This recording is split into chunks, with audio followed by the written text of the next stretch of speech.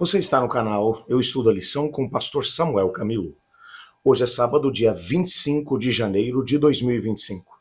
Estamos introduzindo a lição de número 5 do nosso trimestre. O tema central será a ira do amor divino. O texto que servirá como base para o nosso estudo, Salmo 78, verso 38, que diz assim: Contudo, ele foi misericordioso, perdoou-lhes as maldades e não os destruiu. Vez após vez conteve a sua ira, sem despertá-la totalmente.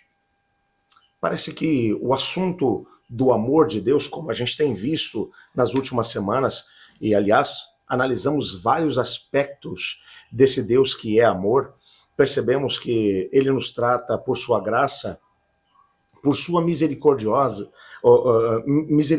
graça. Entretanto, parece que quando você olha para esse aspecto de Deus e vê o aspecto do Deus irado, o Deus que castiga, parece que nem sequer é a mesma pessoa. Como nós podemos, de alguma forma, unir essas duas ideias? Será que isso é possível? Um Deus que é amor, mas um Deus que se ira? Um Deus que busca salvar, que faz tudo que está ao seu alcance para salvar, mas que ao mesmo tempo destrói? Será que tem algum jeito de poder unir essas duas ideias ou elas são completamente contrapostas? Esse é o tema que a gente vai introduzir hoje na nossa lição e vamos desdobrar durante toda essa semana.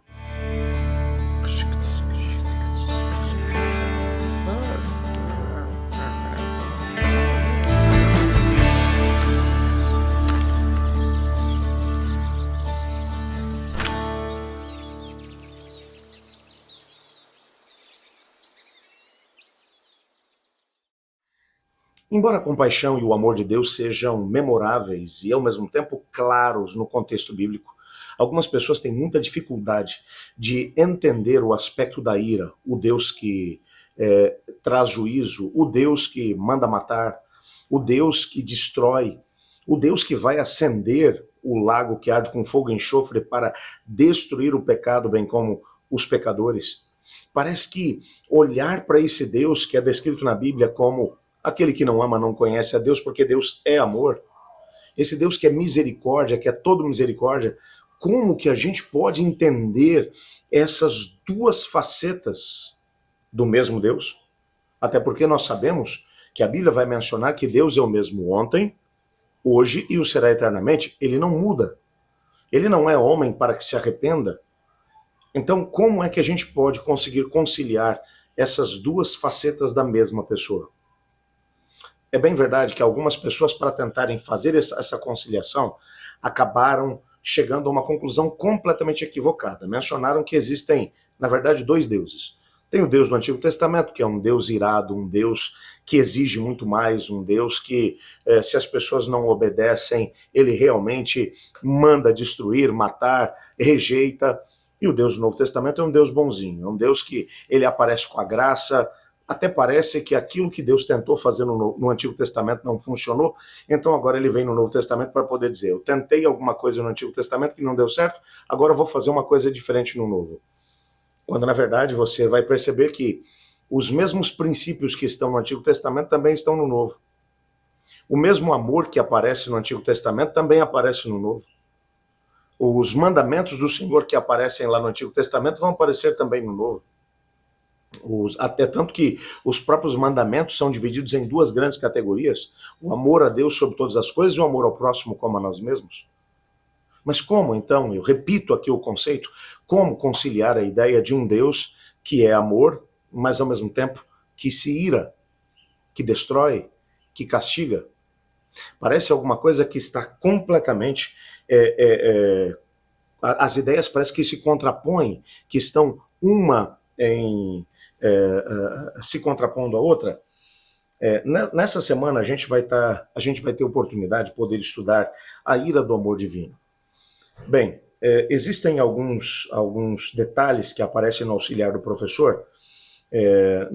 A guisa de introdução, o auxiliar diz assim: a ira de Deus é uma expressão do seu amor, que punirá o mal e ao mesmo tempo o pecado. Como que a ira de Deus pode ser uma expressão de amor? Bom, a lição dessa semana vai destacar duas ideias principais. A primeira delas, A ira de Deus é a sua resposta santa e paciente ao pecado. Eu repito o conceito. A ira de Deus é a sua resposta santa e paciente ao pecado. O que isso quer dizer? Que essa ira, ela não se baseia numa iniciativa arbitrária da parte de Deus. Uma iniciativa que acabe se tornando uma espécie de vingança para poder olhar para o ser humano e dizer, já que você não fez o que eu mandei, então eu vou te destruir. A ira de Deus não é nada disso. Pelo contrário, ela é sempre uma reação amorosa e firme contra o mal e, ao mesmo tempo, contra a injustiça. Existe um processo de tolerância da parte do Senhor Deus, ou seja, ele tolera o mal até um determinado ponto.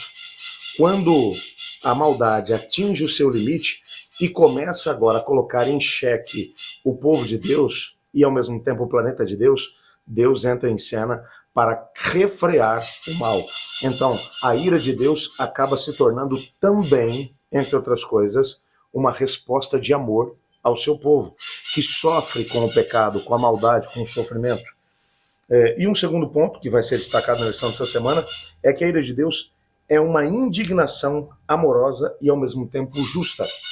Isso significa que nas Escrituras nós encontramos descrições bastante vívidas da ira de Deus, como uma indignação amorosa e justa contra a opressão e o sofrimento do seu povo.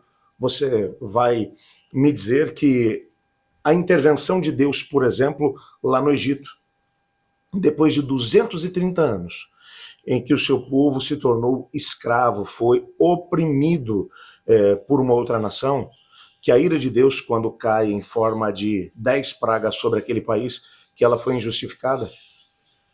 Existe, repito o conceito, existe uma tolerância da parte de Deus. Quando Deus percebe que as pessoas estão chegando num determinado ponto em que colocarão em xeque o seu plano e ao mesmo tempo o seu povo, Deus entra em cena para vindicar a situação do seu povo. Tendo isso como base, nós teremos a oportunidade de analisar esses dois conceitos em cada um dos dias em que estaremos estudando durante essa semana. E a aplicação que a gente vai estar buscando para a nossa própria vida dentro desse mesmo estudo será a seguinte: levando em conta a resposta completamente adequada de Deus à injustiça e ao mal, como é que nós devemos trabalhar para que, de maneira concreta, possamos eliminar a injustiça e diminuir o sofrimento das outras pessoas à nossa volta? Essas são algumas das respostas que a gente vai procurar no nosso estudo dessa semana. Continua com a gente porque vai valer a pena. Antes disso, entretanto, vamos orar pedindo a Deus para que nos dê esse discernimento. Obrigado, Pai, por tua palavra e pela certeza que temos do teu amor. Ajuda-nos a podermos permanecer firmes em ti e, ao mesmo tempo, acreditando na tua promessa de que a justiça virá no tempo certo. Ajuda-nos a estarmos do lado certo no meio desse grande conflito. Pois é em nome de Jesus que oramos. Amém. Eu estudo a lição. E você?